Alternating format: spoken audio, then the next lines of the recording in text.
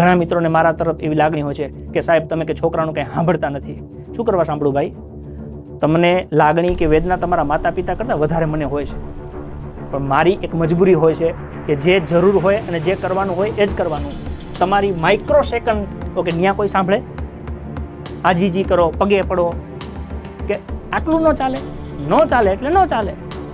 તો આ ફિલ્ડ, આ ખાખી છે ને એ શિસ્તનું ફિલ્ડ છે, અનુશાસનનું ફિલ્ડ છે, ડિસિપ્લિનનું ફિલ્ડ છે. ઓકે, એ ડિસિપ્લિન તમારામાં પહેલાંથી હોવી જોઈએ.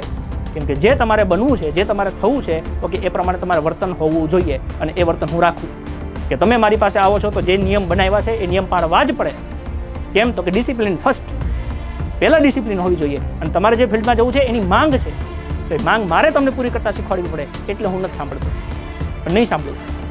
તમને મારા પ્રત્યે રુચિ હોય, તમને હું ગમું ન ગમું એનાથી તમારી જિંદગીમાં ફેર નહીં પડે, પણ જ્યાં તમારે જવું છે એના માટે મારે તમને લઈ જ જવા પડે. ઓકે, એ મારે મારું કર્તવ્ય કરવું પડે. પછી તમને આજે ગમે કે ન ગમે, કાલે ગમે કે ન ગમે, ઓકે, એની ચિંતા હું નથી કરતો.